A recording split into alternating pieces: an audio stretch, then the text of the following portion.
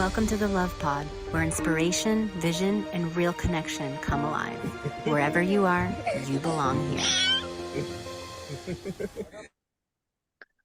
Welcome to the Love Pod. My name is Nathaniel. We are so excited to have our wonderful guest, Michelle Sinclair, founder of the Real Healing Institute, sister in the Christ Letters, and just, Michelle, you're such an inspiration to me. I synchronistically found you online, and I feel like it was such a wonderful meeting of soul family, and I'm just so thrilled the presence you bring our world and your beautiful community. So thank you so much for joining us here today. I'd love to invite you to just share more about yourself, and yeah, let's dig in and have some fun.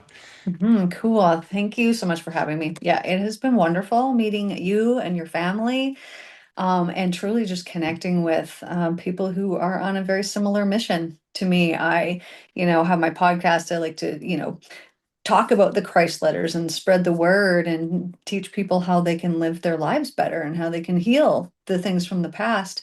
And it was so nice meeting you and then hearing like these amazing stories that you've had and why you're, doing what it is that you're doing and these mystical uh experiences that you've had, because I've had them my whole life too. And I'm Mhm. sure whoever's listening, most people have had these Mhm. mystical experiences as well.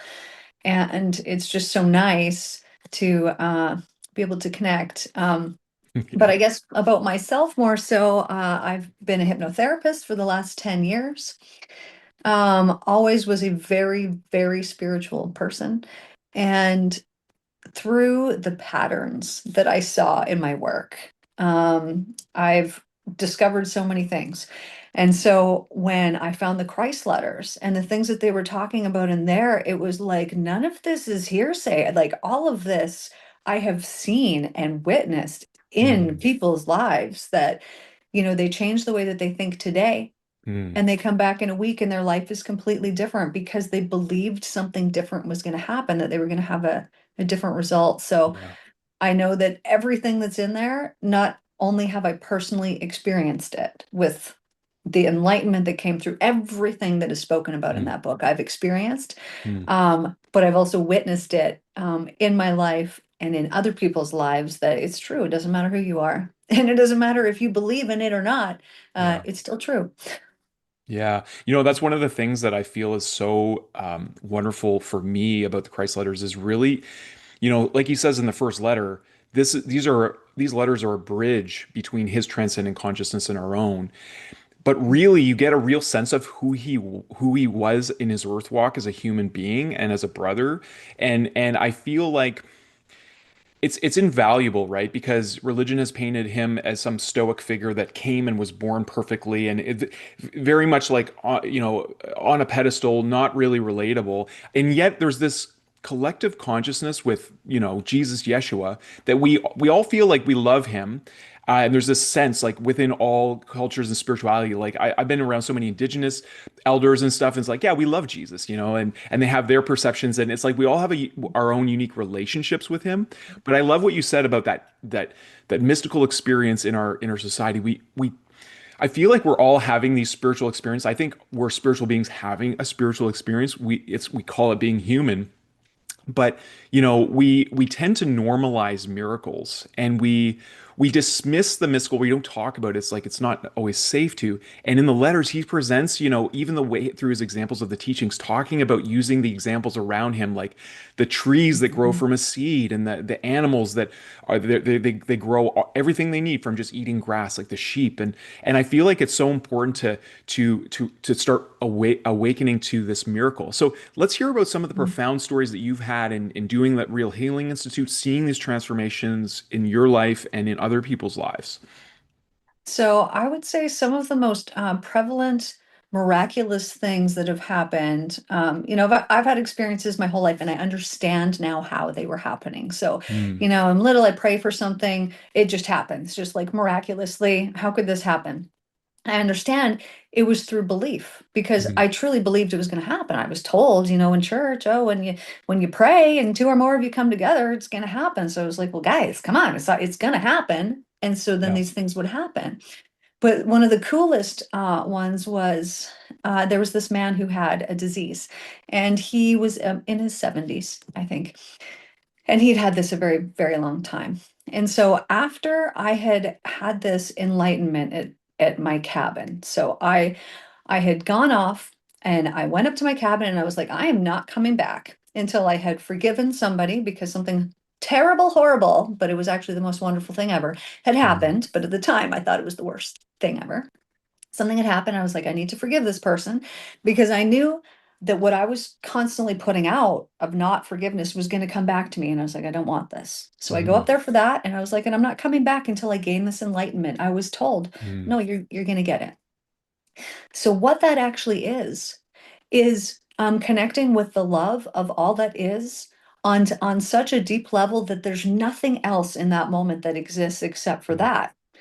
And that you understand that actually everything else that you've experienced has actually also been that. mm, And so I'm working with this man, and I understand, physical ailments are truly emotional things that have rested in our mm, body. And just for example, myself this morning, I've had a tooth kind of issue. And so I find this lady on YouTube and it's like, oh, this energetic light language healing.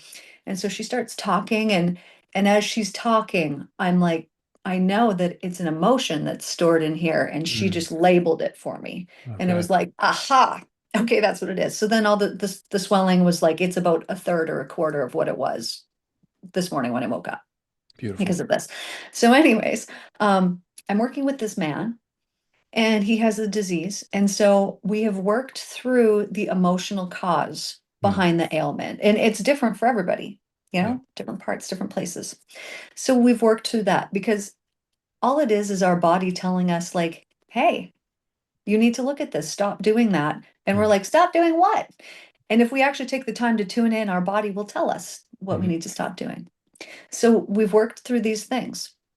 I then take him on a journey. And when I'm working with clients, this is what I do. I will finish the session with the divine word. It's different for every single person. We could do that here. I could, channel some kind of message for whoever's listening, but it will just be very specific to that person. So I don't actually know what was said.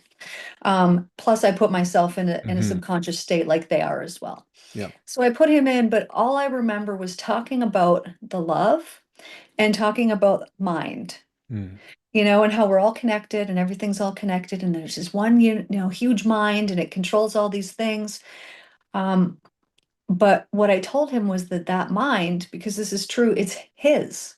mm, And so when he's in this subconscious state, you realize at that moment, oh, you could let go of anything that you want because it's mm, only been in your life because you've allowed it in your mind. yeah. And so it was like dismissed. We don't need that. I don't actually believe in disease. I don't believe Mm, in any of these things. I think that all you're witnessing is a lowering of the life force energy that's meant to be in those mhm, parts. mhm. And we label it with things so that we can be like, oh no, I have this. This is mine. I have it. And then Yeah. we feed it.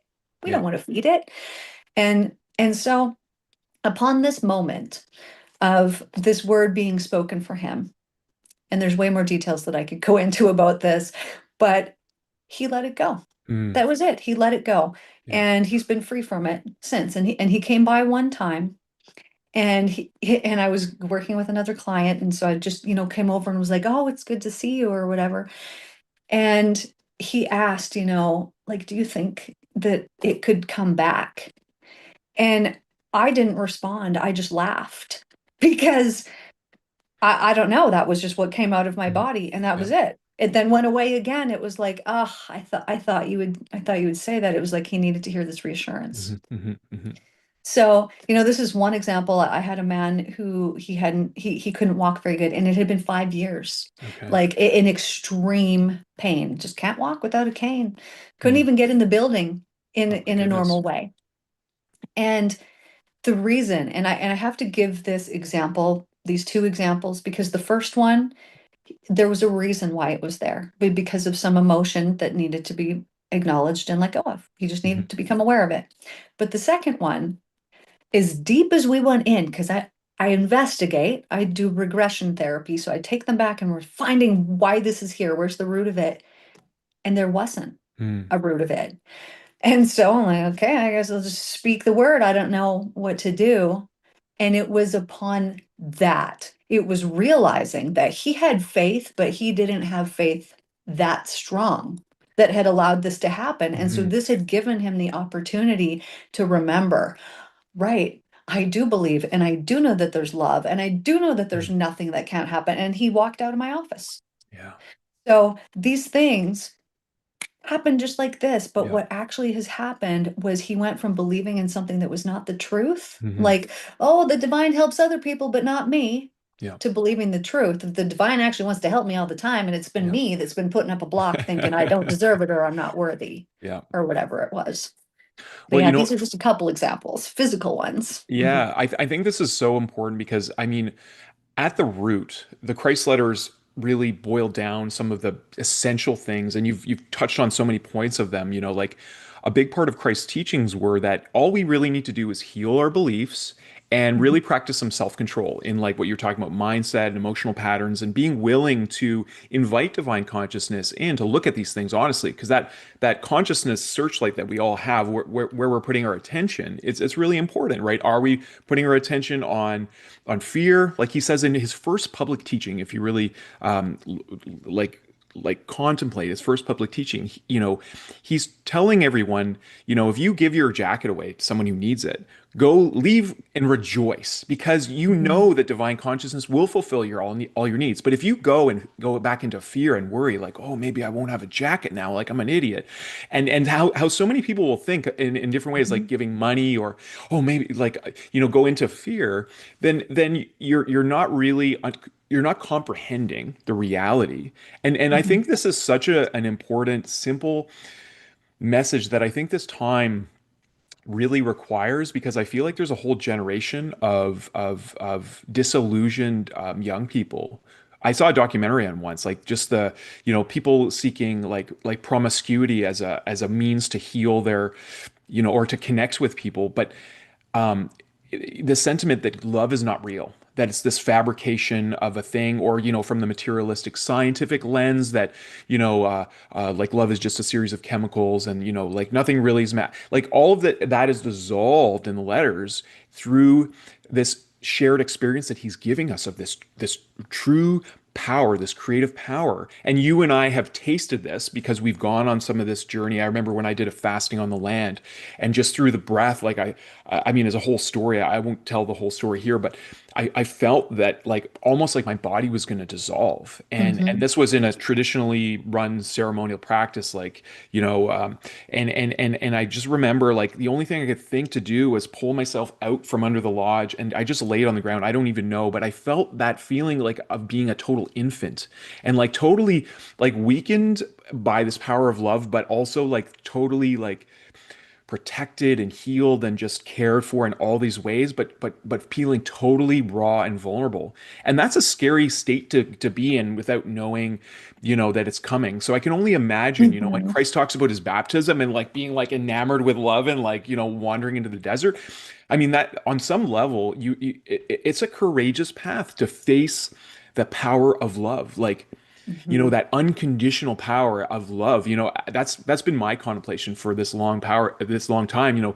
What does unconditional love mean really? Is it about like just forgiving everyone, or is it really recognizing like love is unlimited, love is infinite, love is eternal, and it's this power that literally is fusing through all of us. And when we really allow it to come through, all like you said, in the moment, things are alleviated, and Mhm. and come into being. I'm curious. You mentioned your enlightenment, and I know you've written one or more books, right, Michelle? Mhm. Yeah. Can you share a little bit more about, if you would like to? I mean, we can talk about anything, Mhm. but that enlightenment experience for you, and how it's changed the trajectory of your life and allowed you to be able to serve people at this profound level, to be able to heal, help people heal in these ways. Um, so I would say I'll give this example because lots of people have seen the movie Avatar, Mm, right? With the tree and the people and everything's all connected by the mycelium that's all in it. It's like that was what I tapped into. mm. Like the pure flow of that, right? Trees don't complain about their lot in life, therefore they're totally good. They're not complaining. Um, but so this process. um, really was a cleansing of the mind, which is, why I made this series called the Mental Cleanse series Mm, on YouTube. And it's truly to help heal the emotions, to heal the past, heal these things. And so when when I was up at the cabin, so I'm in this state, and all I did this whole time, I was there for weeks and weeks and weeks. I would meditate. I would maybe do some yoga. I would do some movements. I would go sit in the sun and meditate. I would go for walks out in nature. I would connect with trees. I would do whatever it was that I was doing. And I think, that water experiment, like Dr. Emoto's water experiment, that the yep. intent that goes in it is, it literally changes the structure. This was my intent, was to go up there and to have this spiritual experience, and so that is what I got, because I really Mhm. believed I would, which is just proving more of the Christ letters. When you really Yep. believe it, that's what you get. um but what happened was, it allowed me, and this, it's never stopped, Mhm. because it's gotten so much deeper even in the last few Mm. days. Beautiful. um but it allowed me to understand, first of all, levels of forgiveness, Mm. which I honestly believe that's the be all and end all of Mm. everything, right? All the wars that are happening in the world is because people want revenge, or Yep. because they want this, or because they want that. And all of it is, if we just forgave, Yep. we wouldn't need this. Um, so what it really allowed me to do was to see the truth of situations, which then I can help people to see that as Mhm. well. If someone's coming to me, this was what I used to do. I don't really do this so much anymore now, because it'll just come up at the time. But if they were coming, as my client, I'd be sitting there waiting a few minutes before they show up, and I would just tune in and ask, why are they coming? What do they need to heal? And I would be told, and then we would go in there. I wouldn't tell them I did that, but they would come in and we would do it, and I'd ask them questions, and I would, usually bring up, like, oh, do you think, maybe this is a thing? Just testing it out to see if I'm right. And oh, sometimes yes, sometimes no. Okay, cool. Well, we go in, we do their session, and that was always what it was. I would be Mhm. told ahead of time. So what this was doing was building the trust that I Yeah. had, those Yeah. intuitive hits, right? And when you don't trust that, oh, it's so damaging. Yeah. And so it was just helping to rebuild this. Yeah. And so then through this process, because this started 10 years ago, I then went through life. And so that happening, I then realized, no, this was divine. This horrible thing Mhm. was divine, because it allowed me to be free. It allowed me to seek healing where I didn't need it before, or I didn't Yeah. think I did. Yeah. Seek healing, which led to then enlightenment. It was Mm. like, what a wonderful gift that horrible thing was. So now when I see something that you would consider Mhm. horrible, or that anyone would consider, I'm like, it's not though. It's part of it. Even childhood, having to go through these terrible Mhm. things. Mhm. It sucks, and it's awful for these people, but it forces you to go in and do healing and do work that you wouldn't have done. It Yeah. forces you to become who you're really meant to be. And when you can go through something so awful and still have compassion and still have love, and like, not a hard feeling at all, but like a Yeah. thank you for that. Yeah. It changes the world that you're living in.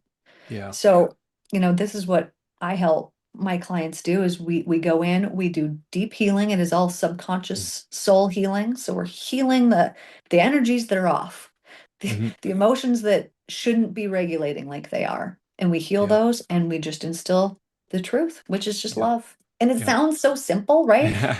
And it really is. It really It is. actually really is. And it's profound healing that Yeah. happens. I love this so much, Michelle. And if I may be a bit of a mirror for you here, because you mentioned subconscious a lot, and I know that's part of your profession with hypnotherapists and hypnotherapy and whatnot. Um, Mhm. I also see you're such a beautiful bridge between the superconscious and the subconscious, because that's really you're talking about the most fundamental relationship that we have, and Christ goes through so much language and to get us to understand the greater picture of this throughout the letters. He describes it as a creative power. He describes it as a loving intelligence and an intelligent love. He describes it as the father and the mother. He describes it as the universal, and he explains, what intention is, and will and purpose, and all these ways to describe this power. And at the end of the day, I think there are, what we're talking a lot about is relationships. And, like his last temptation of from his ego in the desert, he was shown like, what he wanted, his belief was, well, I'm going to become really powerful. I'm going to be a ruler and I'm going to tell everyone what the truth is and I'm going to, become very wealthy and I'm going to do all these things. And, back to what you're saying is like the gift that we give ourselves through the individuation process, the pains that we go through, the challenges that are literally gifts that we've kind of planted from our own limited beliefs, they come back to us in love.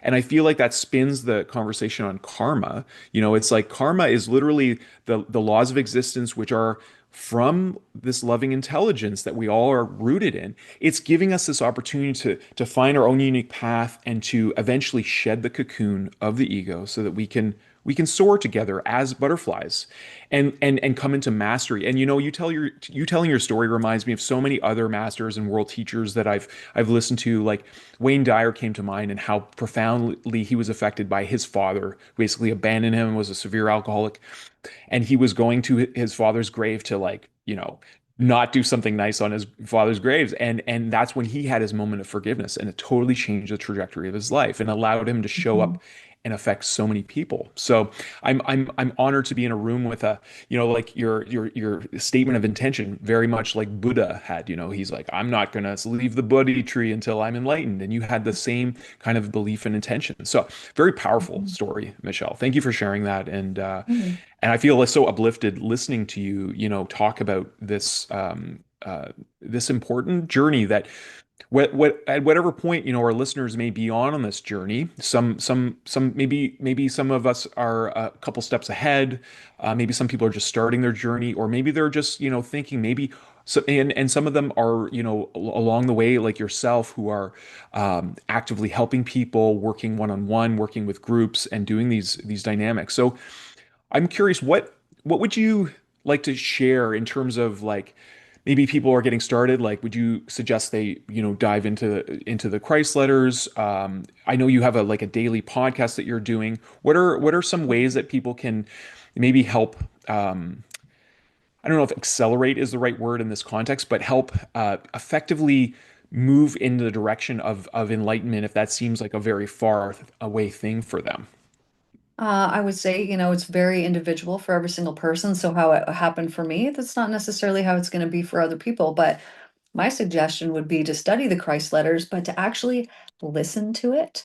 Mm, Because, or write it, but because this is very subconscious. So if you were to listen to it, let's say for 15 minutes every night before you go to sleep, that is the ideal time to mm, listen to it, because it's going to go in. You're going to have the next 8 hours or however long you sleep for that to go in and have mm, that tone. And I know when I, listen to it very regularly, that if someone will ask me a question or something, I will hear that voice coming through and it will answer in that way, not from the book, but from new information, but in that tone. So what you're doing is you're aligning yourself energetically. You're setting your mm. energy before you go to bed. I would say that's a really good way to do it. Another thing is meditating. People say that, oh, I don't have the time. Well, then make the time, Yeah. and however long it takes, make the time to do it, because it's important. Mm, Um, and set an intention before you do it. And lots of people, oh, I don't know how to meditate. Well, you can get a guided one. I have some on my channel that will guide you into a bit of a subconscious state, but then it'll just leave you there for 20 yeah. minutes. So Yeah. it'll take out, the beginning few minutes when you're forgetting you did the dishes and you need to vacuum and you got to do Hmm. this later and all these distractions. Hmm. It helps you get rid of those so that you can just be there. Meditation, prayer, and intention, I would say, is a huge thing. But just think baby steps, Yeah. right? Like, what emotion do I need to let go of today? Yeah. And you'll know if you ask yourself that, one will pop in your mind and you'll be like, okay, well, that's what I need to work on. And so then take that emotion into meditation, physically allow it to come up so you can feel it, Hmm. and then follow it back, follow it back to where it came from and heal it, or physically let it come up and then breathe and let that energy release from your body. But thank it for being there, because none of them are bad.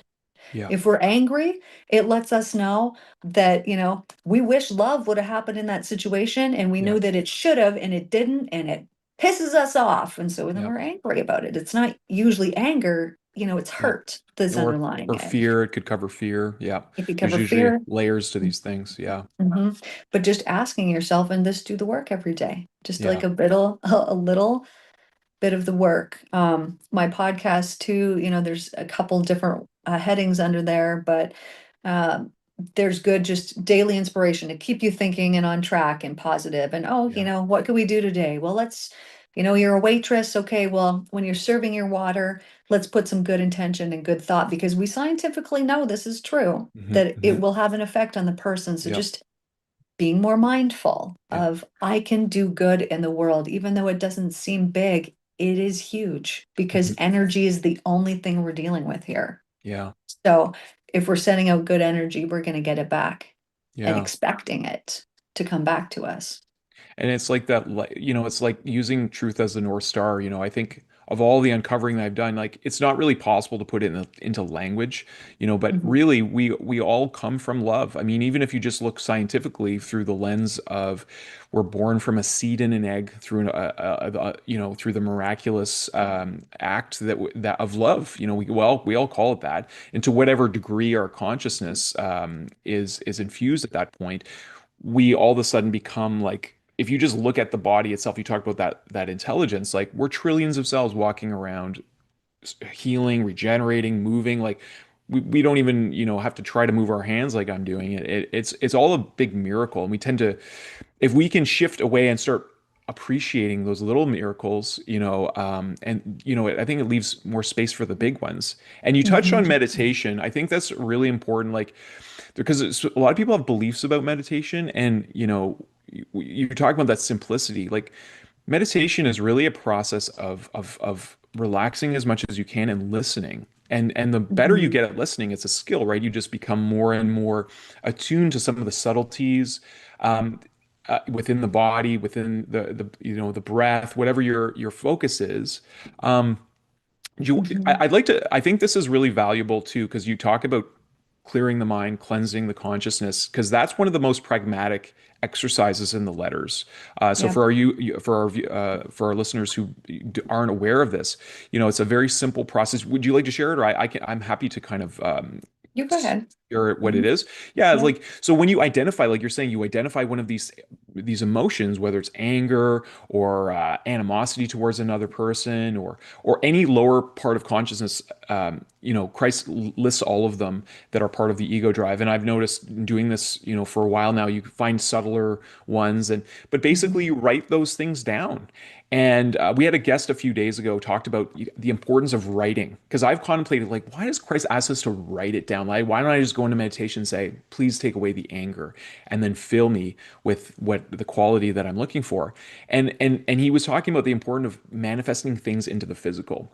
So I think that's mhm, part of the importance of this process, is like you write that down, like judgment, and then you lay down with it and you reach out to the divine and you ask to remove it from your consciousness. And knowing that, like what you said earlier in our conversation, it's always trying to heal us. It's always trying to give us what we need and what we desire.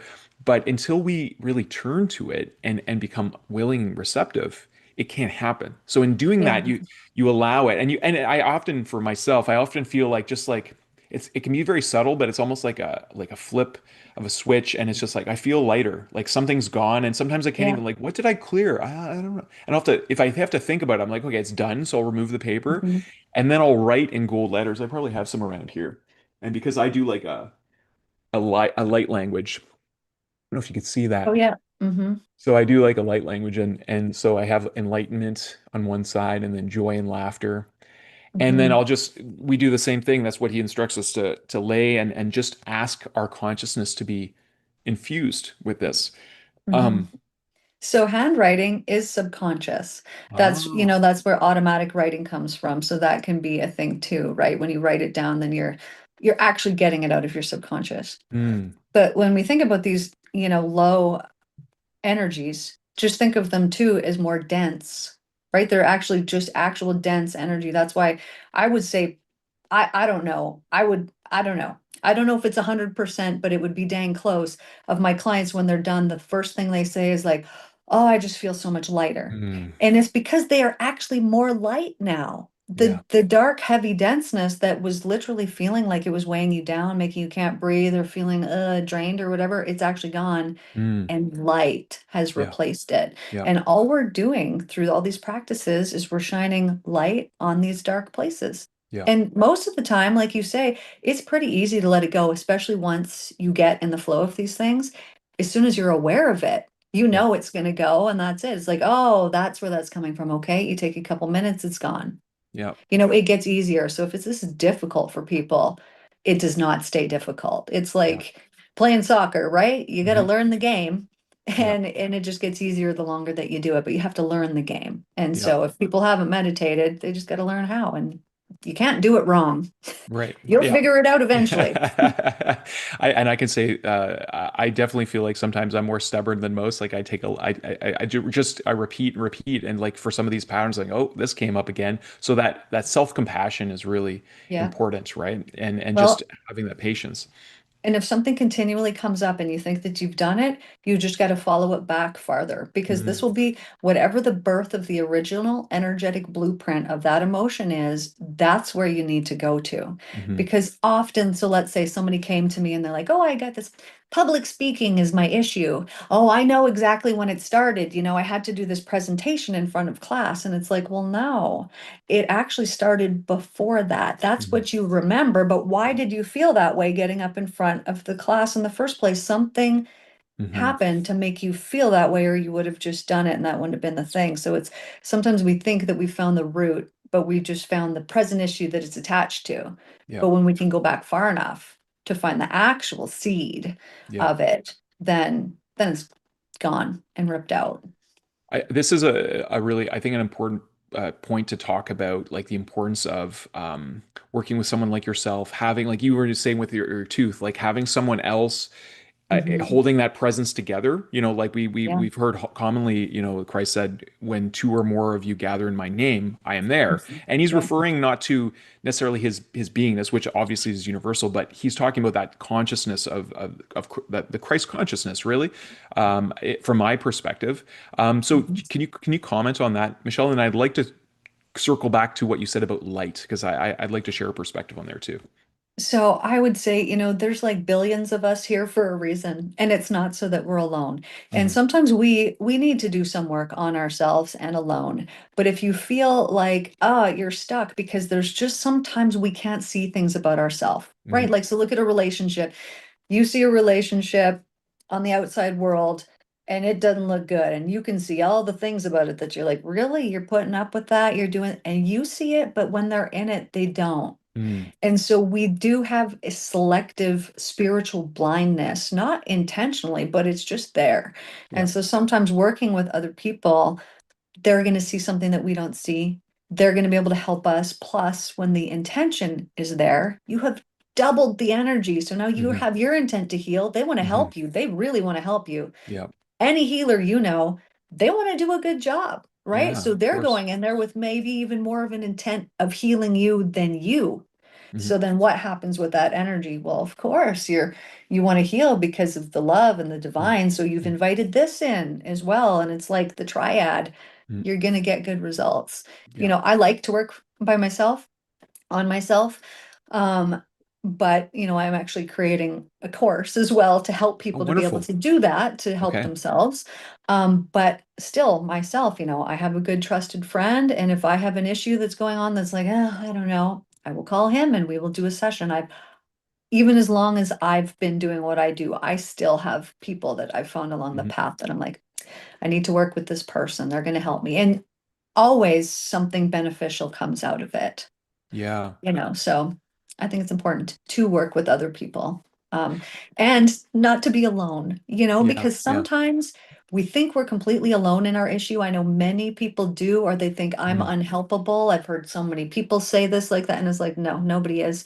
You're No right. one's unhelpable, and you're not alone. What you've Yeah. gone through, others have gone through, but people don't talk about it. Yeah. So they feel alone, and they're Yeah. not.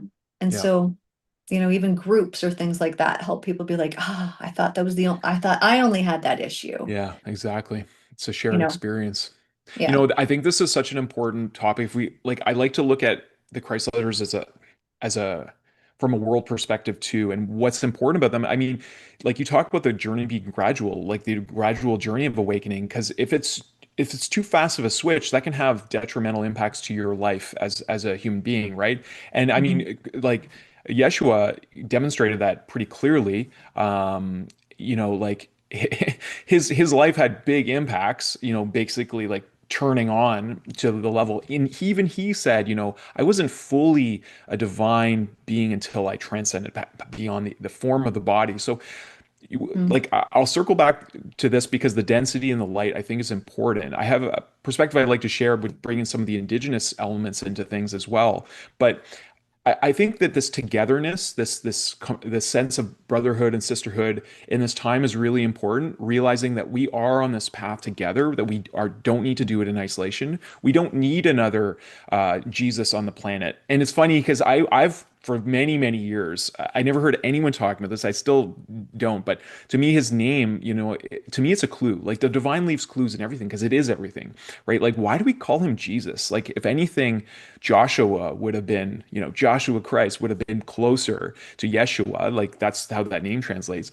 But I look at both the masculine and feminine ways that we can say his name, like Jesus, but he is us and she is us. That sounds a lot like Jesus, and that kind of leaves me into Mhm. this idea Mhm. of bringing light. Like he was telling us, like, I'm with you. Like I'm not the only son. Like stop saying that I'm the son of God. I'm the son of man. And he's very Yeah. clear, even in the Bible, Yep. that's clear. He says, I'm the son of man, and you too can do these things and greater. Yep. Um, and I think this, like, what we're the interesting thing about the times we're in, Michelle, is like you're a professional hypnotherapist. There's scientific understandings of some of these more ephemeral aspects of energy and whatnot nowadays. And I feel like we're seeing this evolution of the mystical language coming through science. And one of those terms that I've been contemplating for a while is biophotonic density. And literally, like our body can become more filled with light the more consciousness actually comes into our body. So doing Mhm. this healing work you're talking about, kind of shining light on some of these aspects of ourselves that maybe were a little pinched off and in the shadow because of fear, beliefs, or whatnot. In doing this work, all of a sudden we start to become more present in the body. And I've met some people like their whole persona has changed, like from like a moment, like you talk about, like their posture changes, and Mhm. I feel like if we look at, again, back to that world picture, Mother Earth is her own symbiotic being. We're all part of her, and our body is connected to her land. I like that's what my spirit name Yep. means. It means Ondaki. Ondakin means the keeper of the land. So I like to think of this as like, oh, the more that I bring my consciousness into my body and infuse it into the ground and with gratitude and connection and really feel the mother and have that connection to the loving the loving nature that she is, well, that helps brighten our world, right? Like Mhm. every loving thought Yeah. is planting that seed of an era of love and peace. Yep. So I'm curious. So from Michelle's unique perspective, that era of love and peace, can you Mhm. describe it? Can you describe that vision and your part in that? Like, what do you how do you see yourself dancing in that era, thriving in that era? I just see it as heaven in the streets. Mm, And but it does seem to be like from what I've seen was after some type of event. There was something that like happened that was pretty extreme. Um, but like anything, like my marriage included, this horrible, terrible thing, it really wasn't. It was the mm, most wonderful thing in the whole world. So whatever it is that is to come, um, it's going to be wonderfully beautiful. And mm, so the sooner that we can, when we see what it is that's coming, the sooner that we can just know this is for all of us. This is mm, for us. There's so much good that is coming. And when we send that out, that's how much faster we're going to see it. But I actually just see it as true peace and happiness. mm, And I know from when I was up at the cabin, and I seen my deck railing sparkling like diamonds, made of diamonds. I'm on week 3 or something of being up there, and I'm seeing this, and I was like, oh, of course, because heaven's here right now. Why Mm. did I not know that it's actually here, and that we're choosing every second whether we're going to live in hell, depending on how we think, our Mm. thoughts and our words and what we speak about, or heaven, and that we can actually choose this 100% of the time. It's really tricky though. Yeah. Yeah. It's really tricky because things come at us, and our old density wants to hold on to these Hmm. things because, whatever it's doing. And so it does take actual effort, Hmm. but it tips. It's like the 100th monkey. It tips at some point because the world, the earth, she is responding to the consensus reality. Yeah. And what is that right now? It's Hmm. the news. It's the Weather Channel that says, "Ooh, this bad thing's happening, all this," and people talk about it, they feed it, and then it happens.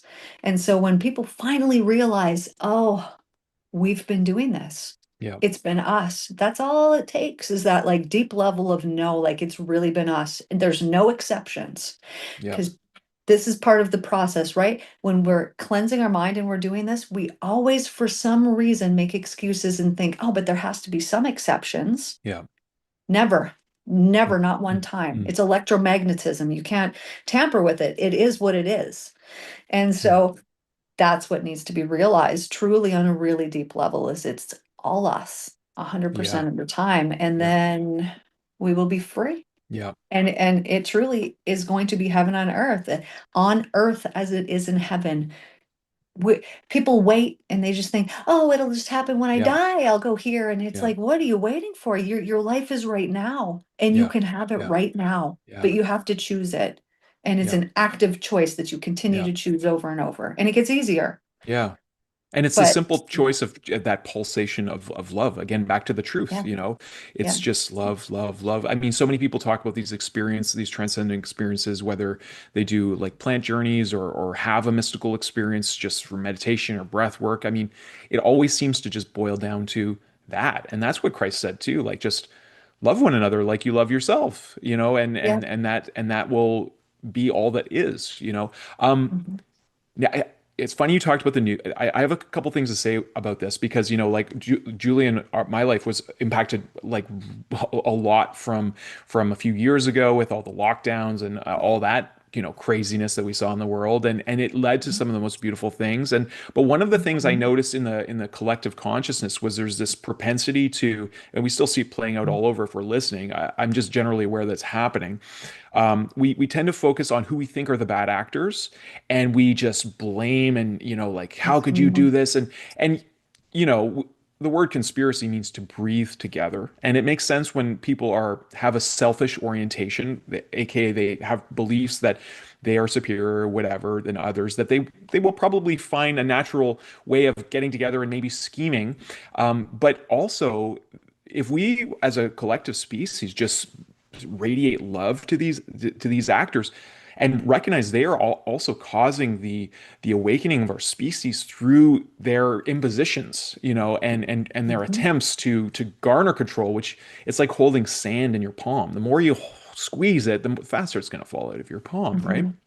Mhm. Um, that leads me to the news because you mentioned the news, and I got to tell you, Michelle, this is what I've been excited to tell you since the beginning, and I've been holding my tongue, but I found the only trusted news source that I listen to, and Mhm. and it's funny because I wrote a little post um, talking about this, and because I really think what we call the news is also a lie, because on these channels these are people who are looking literally at things that happened in the past and they're reporting about them. Like this happened, and I gotta tell you what it means, and blah blah blah. And tune into our sponsors, all this stuff, right? Yeah. And and they'll always Mhm. put like, and this dog did this, like add a little bit of positivity so we don't like completely, Yeah. dissolve. But I got to tell you about this news source, and it's called the School News. And what I Uh-huh. love about the School News is they talk about what they're creating. and they highlight members in the community. Mm, It's really the news because it's talking about this ongoing co-creation, and it's always mm. announcing things that are coming. And so school is SKOOL, and maybe you've heard of it, Okay. maybe you've seen ads about it. I have Um, seen that. Yeah. Hmm. yeah, so Lightheart Vision started our school community maybe 3 or so weeks ago, and it has been the most authentic, engaging experience online that I've ever had. I consider it my first online experience, other than like maybe Web 1.0, going to like eBaum's world and seeing all this crazy art and being like, oh, but it's actually a place of community. It's a place where we build communities. And what's so cool about it, like today on School News, like school right now is blowing up because they just introduced a new tier model for community. So you can have a free community, and then within it, you can have premium and VIP offers kind of built in. And why I think this is so important, like to give you an example, as we're shifting as a species away from like all the noise and stuff, we need places where we resonate with one another and our interests. Like Hmm. you're such a profound proponent of the Christ letters, and I know there's people who are like, I remember giving to one of my dear friends Paige like the Christ letters, and she literally broke down to tears. She's like, I've been like called to Jesus, but I don't feel like I'm Christian, but she was so grateful because she's like, I've been searching for this for years. And there are so many people I feel out there who, for whatever reason, the Christ letters have, not been very accessible. And we all have like maybe some ideas about that. But I wanted to share with you school news Hmm. and invite you to check it out, Michelle, because I think you Yeah, already have such a beautiful audience. It's such an engaged and place where people find our family, I feel like. And to give you, I like, I love always, that. yeah, it's really cool. I'm so Mhm. excited to share about it because it's the first time I go online and like chat and interact with people, and I walk away feeling uplifted. I don't feel like I've been on like I shouldn't name the things, but like doom scrolling or whatever. I like deleted all those Mhm. platforms because I just feel like depleted after.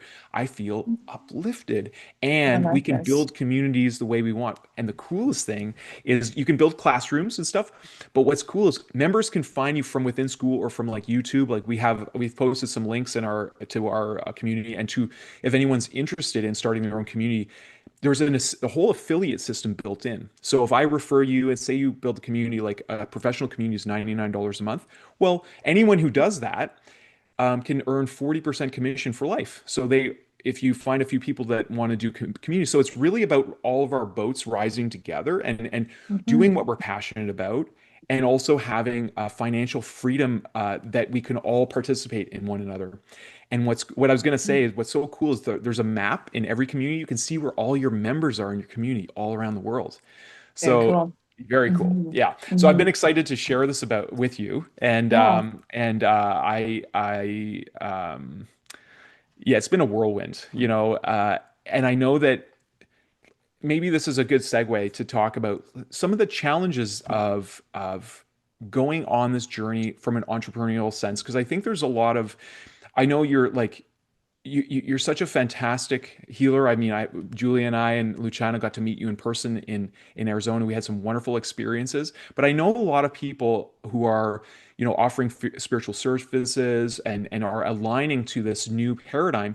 Often, money can be a challenging part because people, for whatever reason, maybe have beliefs like, oh, well, if you can do it, you should just do it. Spirituality should be, something we do for free. Would you like to talk a little bit about this? Because I think it's an Mhm. important part of because so many of us, like, we've cultivated, you said 10 years. I'm on a similar path to you. I've been doing this work, this inner work for so long. We're coming with so much value. And it's hard to sometimes bridge that world when we see like everything is love and there's all of this. Do you want to have this Mhm. conversation at all? I would say, yeah, that there definitely needs to be an energetic exchange. And so if someone is wanting something for free, that's just not acceptable. You have to, and it doesn't have to be money, but Mhm. there has to be an energetic exchange. Yeah. And so that's what it is. And so I know lots of people, they grow up and they're told like, oh, money's the root of all evil. Well, it's not. If you had a million, let's say you had $150 million, what would you do with that? How many Mhm. people would you help? Right? Me Yeah. too. Like we're just going to give it and we're going to help. It's not evil. It's a wonderful tool when it's in the right hands. Yeah. There's just a lot of beliefs, or I don't deserve it, or I'm not worthy of it, or Mhm. whatever it happens to be, that can stumble you up. But how are you going to continue to do your good work if you don't have it?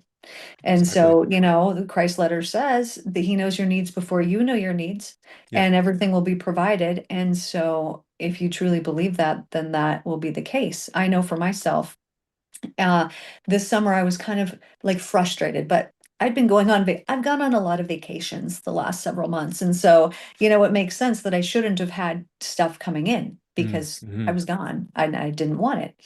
And so I got back from a vacation and was like, come on, like, where's all the people? Mm. I got 4 people booked that day. Then this happened again, a couple weeks later that I was like, come on, I want money for this or whatever. And then I got 3 people booked that day. Wonderful. So it's, when we know and we truly believe that we'll be provided for in every eventuality, we Mm. will. Hmm. But I got to share this.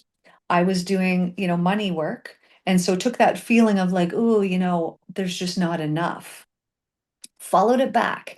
And it goes back to a past life where I was some type of royalty person and I was handing out money to the people on the street. And I Hmm. always felt like there just wasn't enough. Like I Mm. wanted to keep giving, but there was so many people that needed it. Yeah. And so I went back to that same life twice because I did it was like, oh, whatever. Then I went back again and got a more profound message. And it was, you always had enough. The people that got it, they were supposed to. The ones that didn't, they weren't supposed to. Everything Mm. was as it was supposed to be. And it was like, right. Because we try to control these things. Yeah. Or we think, oh, if I just had, this much sitting here, then I'll feel this way. Or I just need this or I just need that. We're then taking the control out of the divine's hands Yeah. and we're trying to put it in our own. And Yeah. it never works that way. Mm. So we can just say, whatever you want me to have, I'm ready. You can send it Yeah. to me, I'll have Yeah. it. And know that you'll be cared for and Yeah. that whatever you need, it'll be there. I know for myself, like Yeah. a couple years ago when I started doing this work, I just stopped looking at my bank account. I never really set it up online, so I didn't have access to it and Mm. whatever. And it was like every time I would go, I was like, where did this come from? Like I don't even remember anybody paying me. And so then I just started saying, every time I look, there's more money. Mm. Mm. And so when we, speak and create these things, Yeah. then this is what's going to happen. It's all part of the game. Yeah. It's just all part of the game.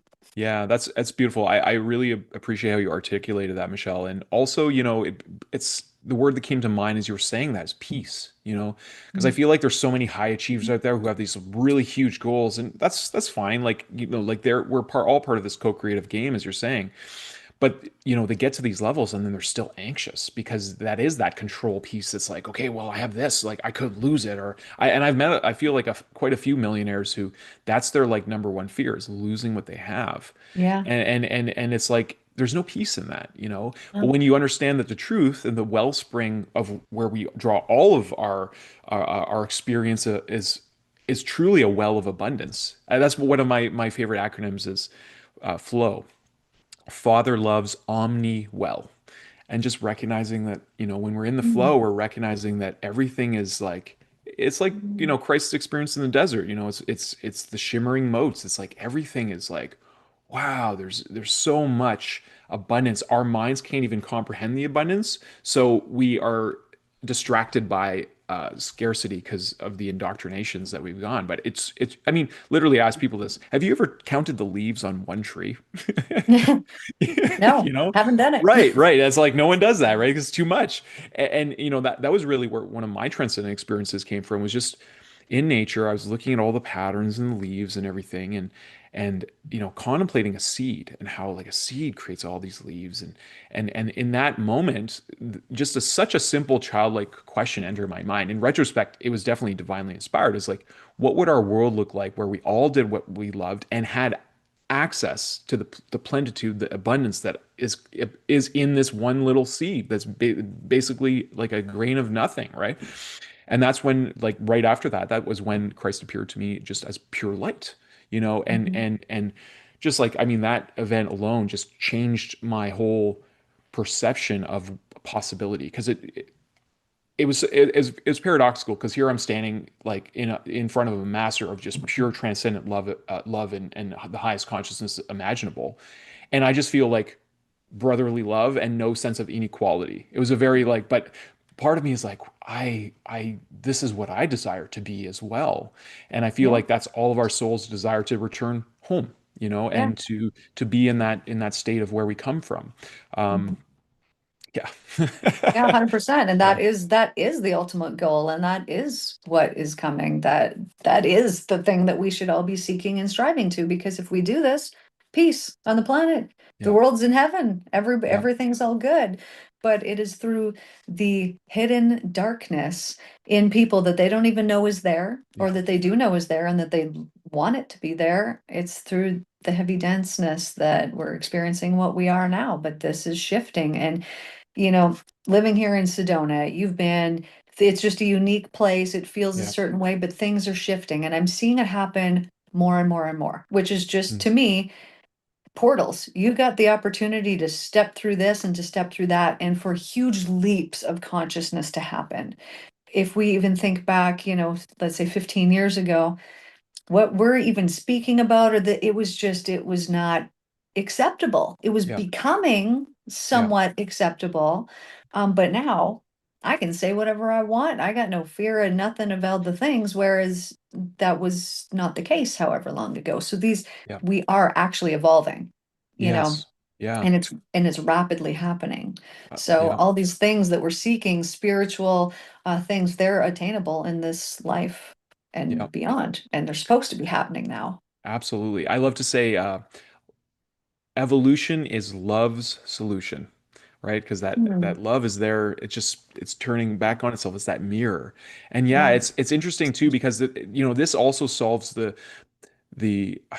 I don't want to say debate, but the question in science, between science and spirituality. We're seeing all these bridges happening now in Hmm. this time of transformation, and all these emergent technologies kind of beating us there. I think it's very important that we do raise our spiritual maturity to have these conversations in the open, because if we're not, then something like AI or like virtual reality and stuff can take on these other dimensions, because we're accessing like this collective consciousness now that can be used as tools that are not always in service of our best interests. So as we raise our the evolution, as we evolve consciously as well, one of the things I've wondered about a lot, I wonder how it's going to manifest in our world. But Christ says, if man truly believes that he could fly, Hmm. he will grow wings, something akin to wings, and will be able to fly. And to think of that like physiologically too, that we are actively involved in this evolutionary process. It's not just like random permutations.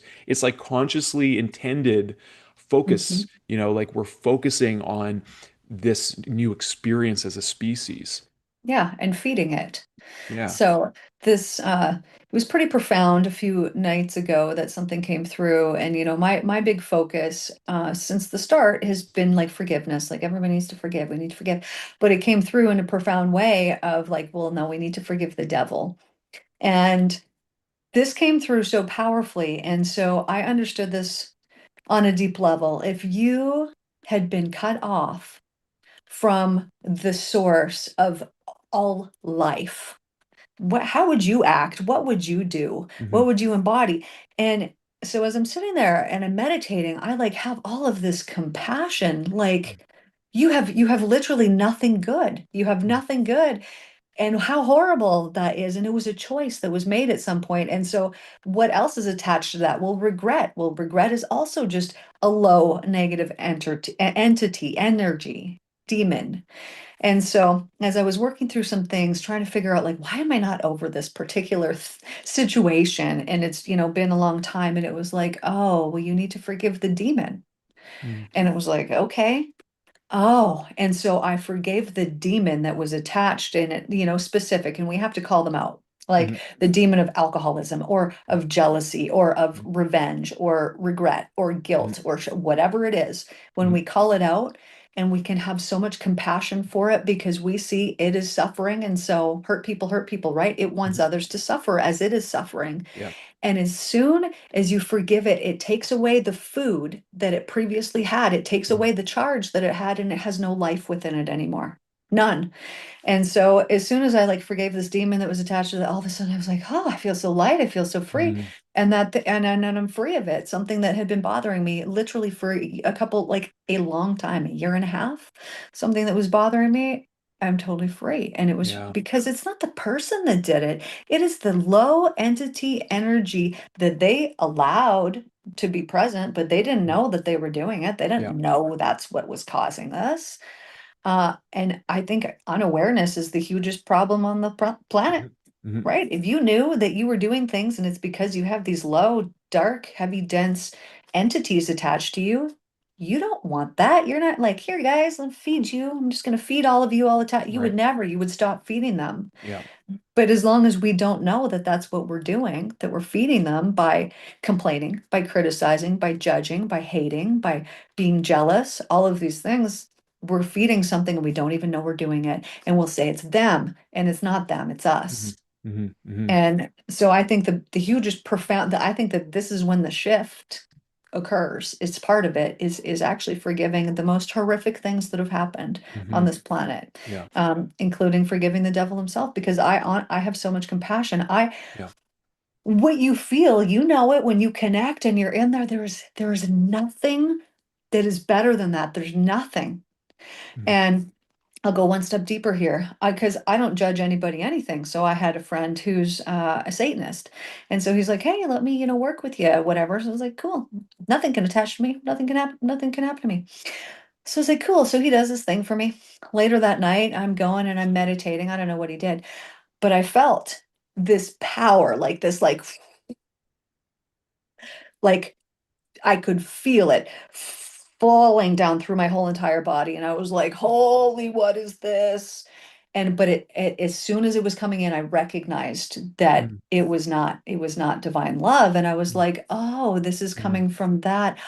This is what this is. And so this has been a piece that has helped me to develop so much Mhm. compassion because I understand those people who are doing the evil things that they're doing, they have that feeling of power Mhm. within Mhm. them and Yeah. they love it. And so they feed it and they do things to feed it. And you have to do evil things to feed something like that. Yeah. So as soon as it came in, I just kind of like started laughing and was like, I don't know, the love is better. You can go. Like, I don't want you here. And it just left Yeah. and it was replaced with love. And it's Mhm. like, how they talk about Jesus being tempted in the desert. I imagine that this was something very similar to what it Yeah. was that he went through because it was amazing.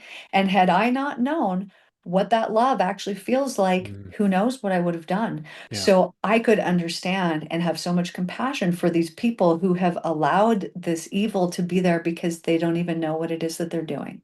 Yeah. So it's easy to forgive when you just think, I know if you could experience the love, you would choose that. There's no one that wouldn't. And so Mm. the only reason that they haven't chose it is because they haven't experienced it.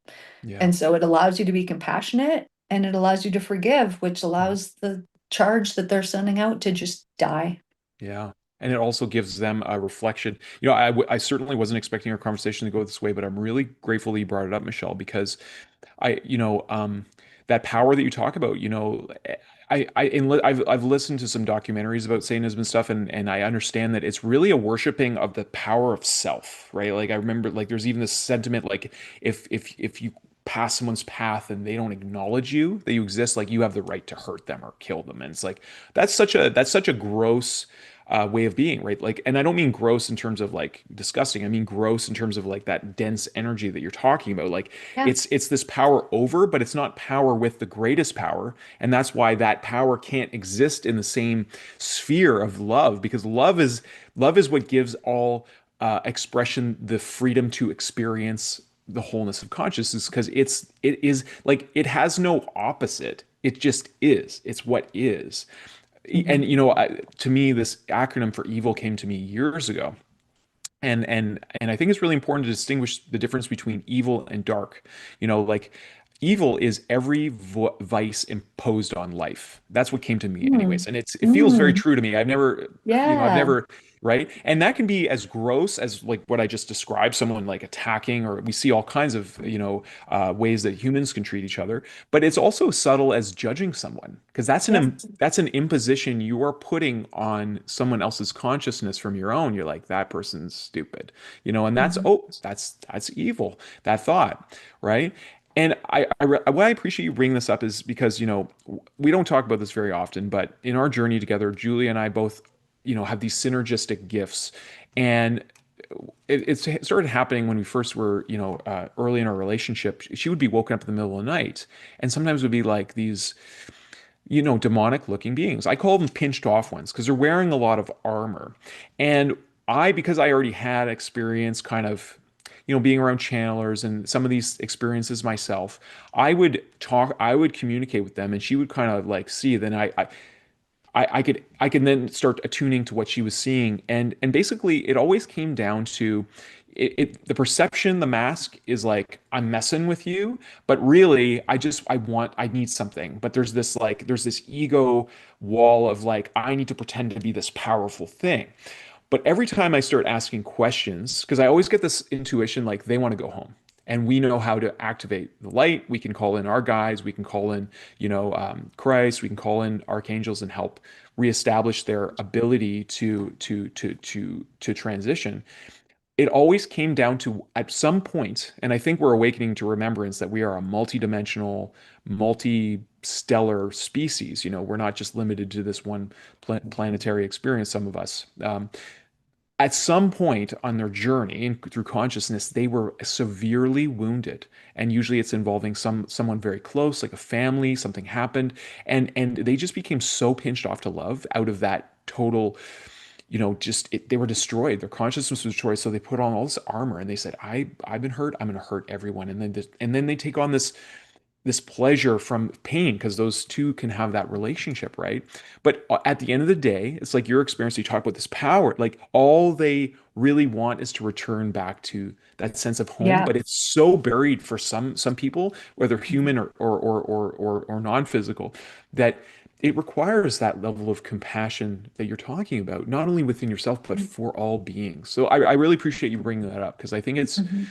it's so valuable. That we as we awaken as a species, we need to have that level of compassion for all the beings who have done anything, because at the end of the day, we are all truly one in our origin, and we are all interconnected in Mhm. consciousness, right? Mhm. 100%.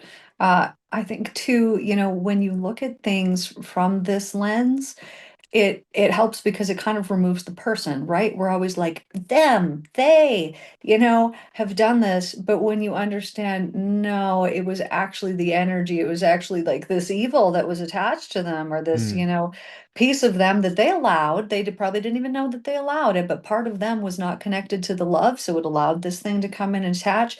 It allows you to have so much more compassion for these people, and you then don't really see it as them. You mhm. see the truth behind it. You see Yeah. what's really gone on, and that helps you to be able to forgive easily because you're like, yeah, well, and I've seen demons. We used to, facilitate ceremonies and things for people, and I've seen them, because I Mhm, energetically see things hop out of people. And I would like, they jumped out. I was like, you got to get out of here. And they'll run out of the house. I mhm, will watch them walk. Somebody go open that door. They will run out of the house, mhm, but there's nothing to fear, mhm, unless you're resonating at the same mhm, vibe as that, mhm. entity, like you haven't healed these particular things, then yeah, they can attach to you. Yeah. But as long as you've healed them, you're good. Like, let's say that you had your life and you're running on anger. Well, you have some type of entity of anger. And so Yeah. you need to forgive that thing and you need to go into it, and then it's going to be relieved from you. Mm-hmm.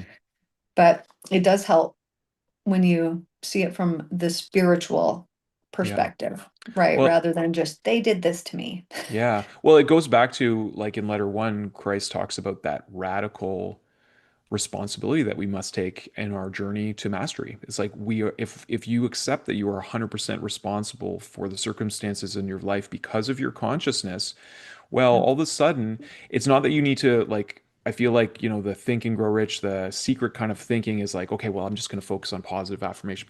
No, no, like we still have wounds and hurts and things that need to be healed. When we recognize that, you know, we have to go on a journey of cleansing, and we have to get on that train as he talks about on the journey. Like there is there is a piece that comes with that of responsibility, but it's also requires courage, right? To say Oh that, yeah. oh, oh yeah, this is the reason this happened to me. Is like I did that to that person, and then so that there's an Hmm. amends process, and I feel like even the letters themselves present an amends opportunity for humanity because, Hmm. well, this really beautiful soul and our brother, he's been lied about for a couple thousand years, and in his name, some pretty terrible things have been done. So there's some healing that needs to happen. I think of my Irish heritage. I think of the indigenous peoples here of Turtle Island, and so much beyond that scope. But those have touched me personally in a lot of ways.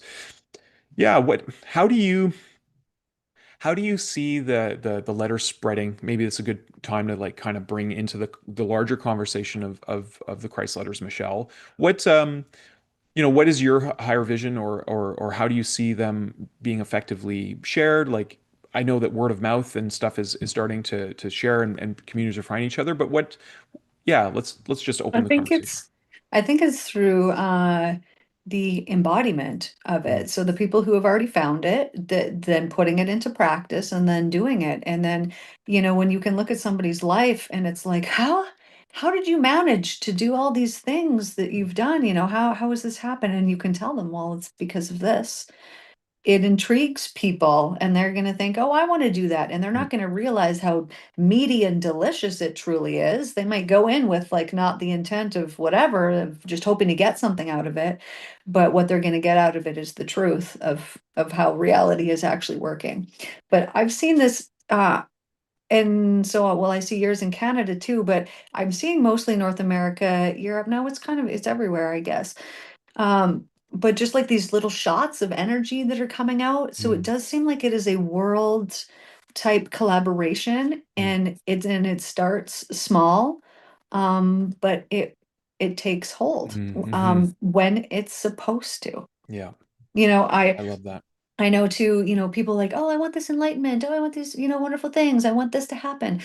But we have to have it at the right time. Hmm. Because let's say that I had gained this when I was, 15 years old and hadn't worked through my stuff and hadn't whatever, what you could use this knowledge and you could maybe abuse it Yeah, or, totally. whatever. It's like, so, if people are putting pressure on themselves, if I need this to happen now, or it will happen when it's supposed to happen. And if you have the intent of, I'm not dying before this happens for me, and that's not happening, it'll happen for you 100%. And what we need to get rid of is the doubt Hmm. that Hmm. this is meant for other people. It's not meant for me. Well, maybe this can happen for them, but that's not in my world. It's doubt. And so Yeah. we need to forgive the demon of doubt that Hmm. will tell you this is not for you and talk Hmm. you out of what is meant for you. And why is it doing that? Because it's not getting anything that it wants. Hmm. So it doesn't want you to either. So when you can understand, oh, it's doing this to keep me from these things, then you can talk to that doubt and you can say, like, you can't be here. Hmm. And we just get rid of more things. It's really about getting rid of things. It's Yeah. not about gaining anything Yeah. because we have the information. When this all came through, Hmm. you're just remembering Yeah. what you forgot. Yeah. You know it all, but it's getting rid of everything that's Hmm. clouding up that Yeah. information. I think this is a good point to also, mention, one of the things Christ talks about is to not use him as a spiritual crutch on your journey to mastery. Like we all have to take those steps. However, he does say that you can call upon him to help in those times where maybe we don't feel like we have that inner resource or that inner courage to maybe sweep away the doubt. I know for certain, the letters have been such a uplifting source of relationship building with my brother, and knowing that it truly is here within our frequencies, as especially as we focus on bringing that presence. But it really is up to us to do a lot of that shedding and letting go of the layers and of being that we've taken on, so that we can raise in consciousness, so that we can start having more intimate dialogue and hearing his voice. And I've had some moments Mhm. on my journey where I really, it's audible. Like his voice is so, clear and gregarious and so like so unique, and it's so, and like, okay, that's Yeshua, and it's wonderful to have that kind of, and relationship. And I think that extends to all mastery, and the ascended beings that are here conspiring to elevate the consciousness of the planet at this time is it's such an amazing time to be on earth, part of this shift, part of the transcendence of, the dimensional spaces here, however you want to. There's a lot of talk from 3D to 5D, but like you're saying, it's really a remembering process. It's like heaven is here. Mhm. um and it's just attuning to that. So how do you, Michelle, like, for me, I was thinking of a song that I love from Collective Soul, What If Heaven Is Already Here? Like, music to me is a way that I connect. You mentioned Mhm. meditation. What are Yeah. some other ways that you found that really help you connect with the divine and also integrate and keep that consistency so your consciousness isn't wavering too much? Dance. Mm, So I, also would sit there. So let's say, typical meditation pose where you're sitting there cross-legged with your hands here. I would just kind of sit there, play music, and be like, okay, I'm not going to move, and I'm going to sit here until you do something with me. mm, And I would just sit there, and then I would wait, and then I would feel my body start to move. And of course, I was setting the intention, only the highest and best is going to come through.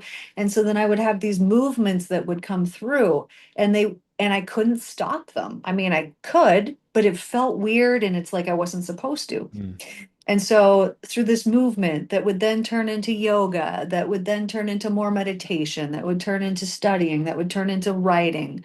Um, I hold ceremony, so I know it's legal in most places, but I would infuse, cannabis with the intent of this is what I want to get out of it, something maybe very specific. Like I'm using this to connect with the divine. So I'm using these medicines in a how they were intended to be used. mhm, mhm, And so the thing about cannabis is it allows you to use your conscious and your subconscious at the same time. mm, So when you use this with the intent of like, hey, I'm using this purely to connect with you, you can get that out of it. Some people are about that, some people are not about that. Um, I would say the biggest factor in any of it is time, right? mhm. Any relationship, right? You and your Yeah. wife, if you're like, yeah, I'm good, but I don't ever want to hang out with you or do anything, you're not going to have a good relationship, Yeah. right? You got Yeah. it's time. Yeah. And so you give her that time. And so Yeah. you have that relationship. It's exactly the same way. When Mm, we just call on you when we need you, what yeah. kind of relationship is that? Some Yeah. people have relationships with that. Yeah. And they're not good ones. Right. There's a reason for that, Yeah. So it's truly dedicating yourself to the time and, asking because you know everything. So ask, how do you want me to connect today? What's Mhm, the best way to connect? Do you want me to do this? Do you want me to write? Do you want me to what? mhm, And you'll be told. mhm. And the biggest thing is when you get it, don't doubt it. It is Yeah. coming from you. You're a solid sovereign entity. So if this information is coming to you, it's correct. And Yeah. then just do what you're told. Mm, When I've been up at the cabin and all these profound, crazy, amazing things that I'll tell you about sometime were happening, I'm like expecting like amazing information to come through. And so I'm walking down this road and I'm like, you know, on top of the world. And I'm like, just tell me more, tell me what I need to be doing. And it was like, just keep walking. And I was like, what? And like immediately kind of disappointed, like what? And then was told, I don't tell you your future. I mhm. tell you what to do right now. And Yeah. right now you need to keep walking. And it's like, good point, because I'm like a mile from my house. So I did, that's exactly what I need to do. And so something that I didn't think was profound was actually truly profound Mhm, because we're all looking for the future to be predicted and to know mhm. what it is. And the divine's like, that's not my department. My Yeah. department is the right now because this is the only thing that actually exists. Yeah. And so as long as we do what we're supposed to do in the right now, we're going to get to where we're supposed to be going for the future for it to Mhm. work out. But if we don't check in and ask, then we're just running around with like a chicken with our head cut off and going like, why is this happening like this? Because we Yeah. we didn't take the time to ask. Yeah. I think it's so valuable, Michelle, and I appreciate that you brought this part of the discussion in because, like Christ talks about that quality of relationship, in our life. And if our relationship with our Creator is just one of supplication, we're always just asking for things, whether it's guidance or whatnot, like that's a very limited form of relationship. I think a lot of children maybe have that kind of relationship with their parents, like Yeah. give me food, give me clothing, give me a car, give me this, and then you really never get to establish the depth. But I really feel like when we can turn that conversation to be like, how can I serve you? How can I uplift your creation and really make this world a better place? Then we start getting these like little surprise miracles show up in ways that maybe we didn't anticipate, because love is reciprocal, right? It's this two-way street with all of us. And I feel like if we nurture that one relationship with our loving intelligence source, it's going to be reflective in all of our relationships at some point Mhm. along the way. It's not about controlling them or trying to change anyone else. It's just like we recognize, like, okay, I recognize this is the truth within me. I'm awake to this now, and I'm awakening on deeper levels. And I also know that even if you don't see it, and maybe peace, like an exercise I like to do sometimes is when I'm walking down the street in the public or whatever, I will look at the people, and I notice in my consciousness, I can see their, like, just the mask they're presenting to me. And most often, that's just an ego front, whether it's a frown or this or worry. And then, but I can look beyond that, and in my mind's eye, I see them smiling. And it's Mhm. like I'm just like nodding my cap to their soul. And like Yeah. and I find doing that helps kind of makes me feel lighter, Yeah. certainly. And I would imagine it kind of like sparks something in people, even if it's on a subconscious level. 100% it does. It's energy that you're sending them. And so it is received. They won't know Mhm. why all of a sudden they feel better or all of a Yeah. sudden whatever, but you'll know why. And that is the best way to spread it throughout the world. Because maybe we've talked about this before, but it was talking about, seeing homeless people. And if you were to see them and you, and blah, that, what kind of energy is that you were Mhm. sending them? They're Mhm. already in that. They don't need more of that. Yeah. Yeah. They need exactly what you're talking about, seeing them know this is part of their process. They're going through this. They're going to come out on the other side and seeing the brilliant being that they truly are, and not lowering Mhm. yourself, because that doesn't help you. That doesn't help them. That doesn't help the earth. It Yeah. doesn't help anybody. All Yeah. it does is feed the darkness, which is what we don't want to do. Yeah. And we don't always know why an individual consciousness chooses these things, right? Like you're Yeah. bringing up a memory I had when we were in Costa Rica. It was one of the biggest cultural shocks I'd ever had. I'd never really traveled much outside of North America.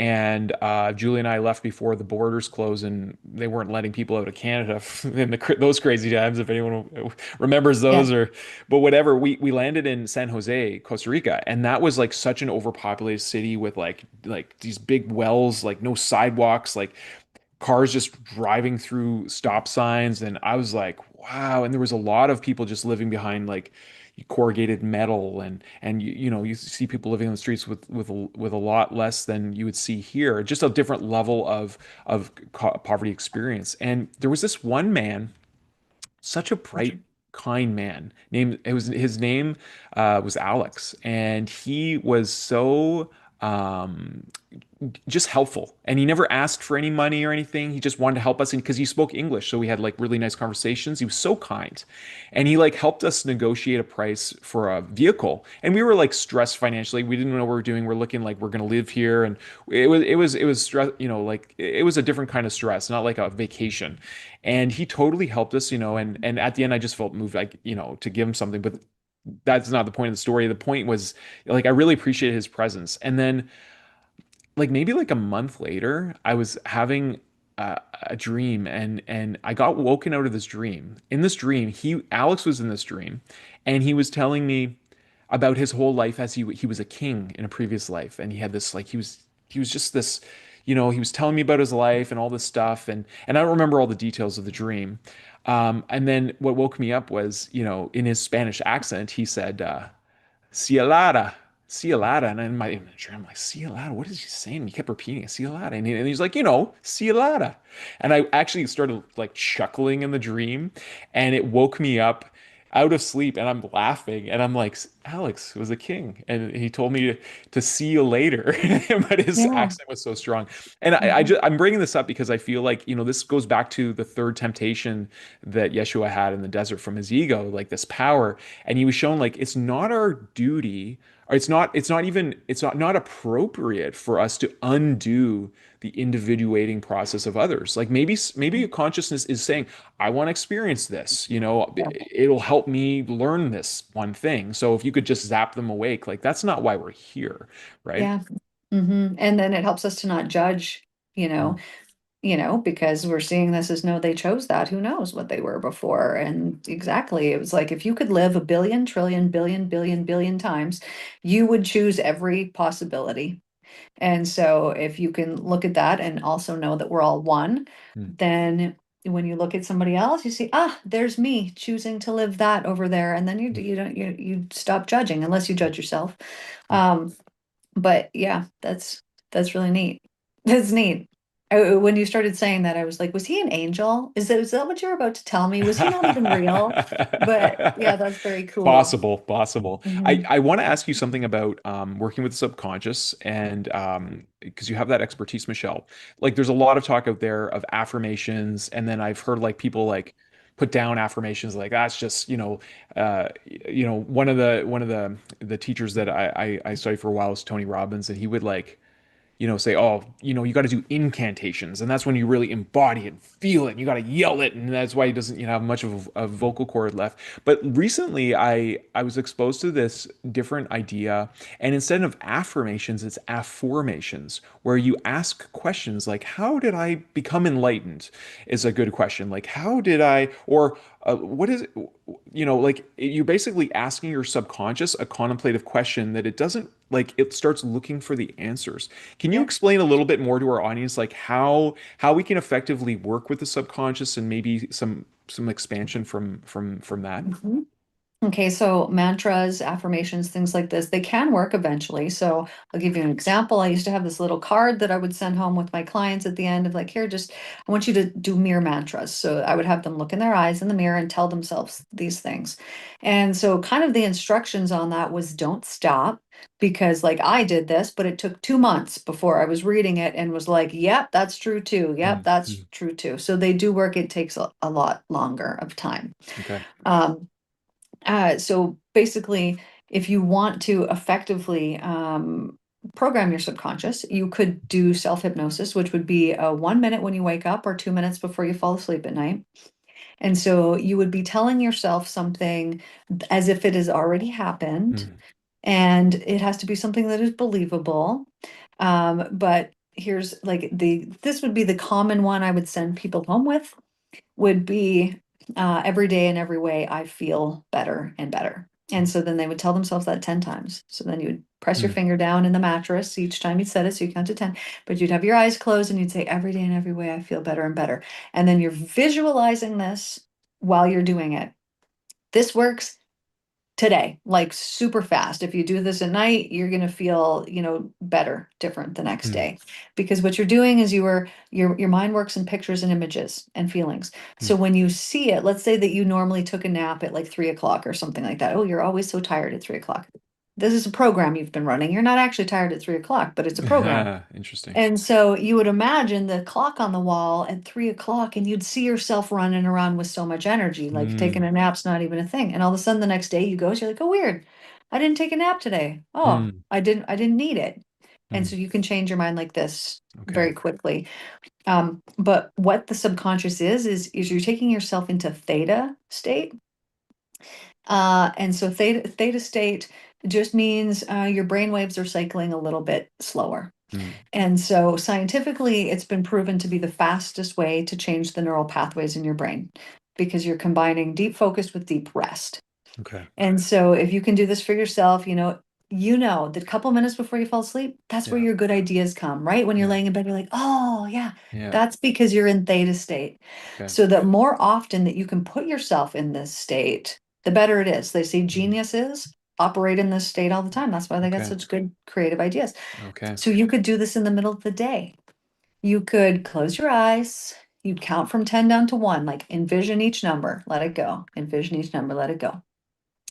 Then you could tell yourself your body words. So, how would you feel when you're super relaxed? I'll give Mm, you some options. Maybe you feel heavy. Maybe you feel light. Maybe you feel comfortable. Maybe you feel relaxed. Maybe you feel peaceful. Whatever word resonates with you the most, you tell yourself that now 10 times. So, you'd say, heavy, heavy, or relaxed, relaxed, mm, relaxed, telling yourself that 10 times. By the end of this exercise, when you practice this, you should be in theta state. And so mm. then you can tell yourself, well, you're in this state every day and every way, I feel better and better. Mm, Every day and every way I feel better and better. mm, Every day and every way I feel better and better. mm, And you just programmed yourself in the middle of the day. The reason why I like that one is because every day and every way I can feel, or I feel better and better, you can use it in every single mm. situation that Yeah. you've got. And so just envision the specific area that you need to feel better Mm, and see it. It's already done. mm, It's already accomplished. mm. So this is, quick little hacks that you can use to program your mind and have it treat you the way that it wants, that you want it to That's treat you. wonderful. I gotta add a little my own little twist on this because I learned that affirmation you just used from Tony Robbins, like an hour of power, and Mhm. it just came to my mind when I started using it because I was studying the letters so intensely. I say every day in every way I feel more and more heaven. Yes, and Ooh, I like yeah. that. Yeah, Yeah, that's because a I good one. realize, like so much of what we're talking about is states of consciousness. Like heaven is a Mhm. state of Yeah. consciousness. So yeah, I encourage you to use that. I feel Yeah. like there's so much richness here in our conversation, Michelle. It's like Mhm. I so appreciate you being in our life and being Mhm. such a friend in like just Mhm. being who you are. And I'm so grateful because I feel like soul families are finding one another. I mean, we may not be chatting every day, but I know you're there and I know you're on the planet, and it feels so much more wholesome knowing that Yeah. you and other people who are starting to attune to just the truth of who we are, and we're starting to play in these ways in a way that is honoring of all of one another. Because like I think that maybe some of these people, maybe people had access to some of this information, like Alan Watts talks about it. Like there was, elite people who understood how reality worked and they functioned at a certain level of society, but it was not considered civilized to maybe talk about this, right? Because it would undo the game of civilization. And now we're seeing like the natural unraveling, but what's being unmasked in this expression of heaven that's all going to come uniquely through us in different ways. Like for me, it's going to come through like my light language and art. It's going to come through music and singing. It's going to come through my writings and things like that. And for you, it's going to be a totally unique experience expression, right? And we all get to enjoy this dance, as you said. Mhm. Um, what would you like if you could summarize the essence of your teachings and your perspective, and you had a megaphone to talk to everyone on the earth, anyone who is willing to listen, what would you say? I would probably talk about forgiveness Mm, and talk about the low energies attached to that, and any low energy. So, meaning any thought that you have that doesn't feel good, that like takes away the energy out of you, that doesn't bring life. And the comparison of it, because when you have these conversations that bring life and that feel so amazing and wonderful, only do that.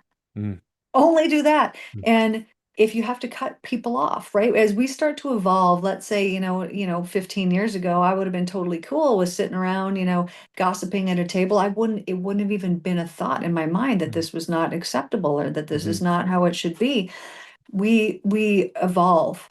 And mhm, so upon this, we end up having to sometimes let go of relationships or let go of friendships and move on to even more wonderful ones. mm, So, it's a process of letting go, I would say.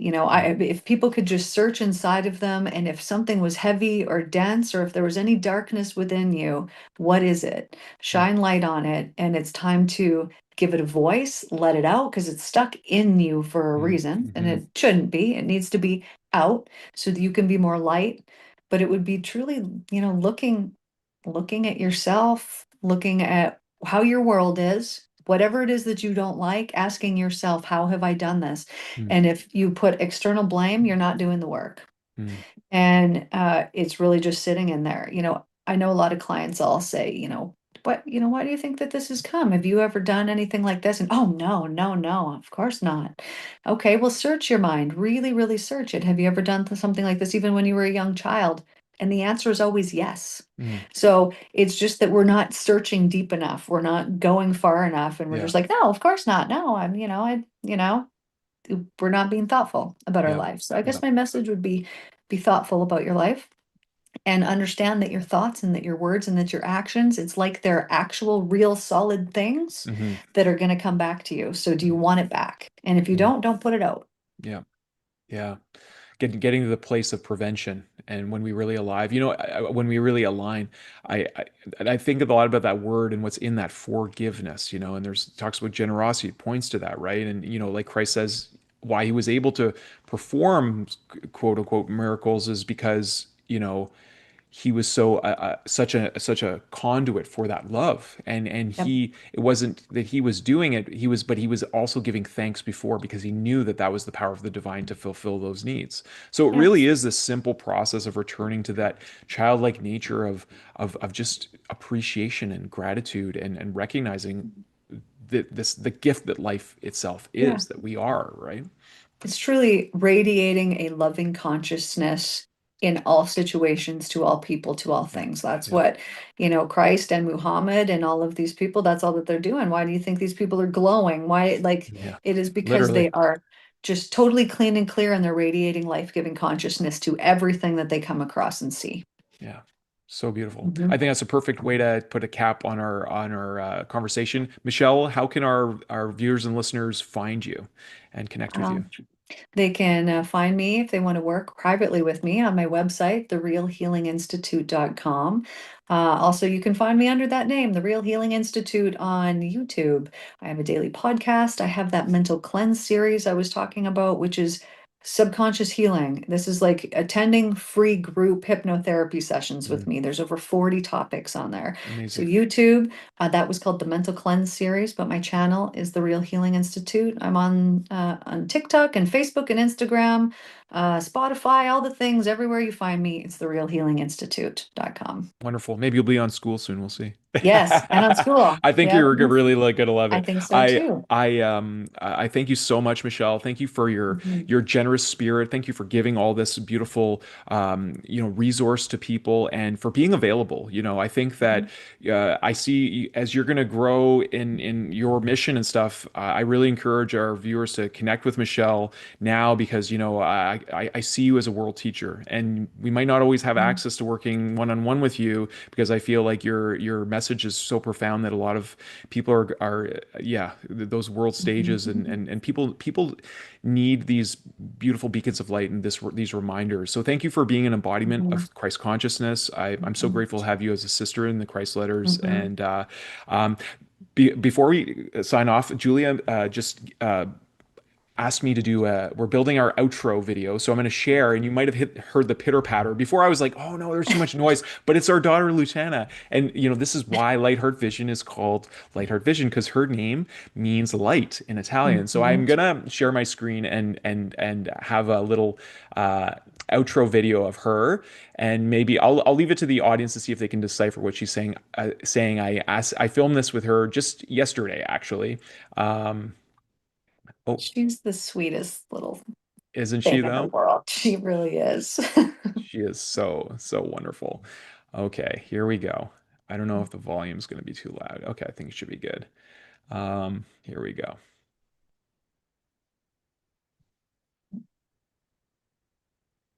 Maybe. Just thinking about it. It is thinking about it. Well, maybe we need to laugh instead, eh? That's pretty funny. I'm gonna try uploading it one more time here. It was playing. Here, let's see. I don't know if maybe it's a dot movie, and maybe Mm. unsupported format. Oh no. Okay, Oh well, no. Oh. that's too bad. She said she was saying thanks for watching. So I will pass the message, and then she says ciao ciao and bye. So next time we're on, look forward to our outro video. We'll have to format it in a supportable format. Let me stop my share screen here. Again, thank you so much, Michelle. For our listeners, we will be putting all of that contact information for Michelle, so you can find it in the description after the live feed is done. And yeah, it's so wonderful having you all participating in this conversation. Blessings to you and your family and your loved ones, Michelle, and all to our Mm. to our listeners as well. And stay tuned next time. And yeah, maybe next time we can have you on talking with Julia, because we've That would been be great. doing the bouncing and back and forth. So thanks Mhm. again, Michelle. Have a Thank wonderful, you so wonderful rest of much. your Yeah, day. so good to see you. You too. Thank you so much.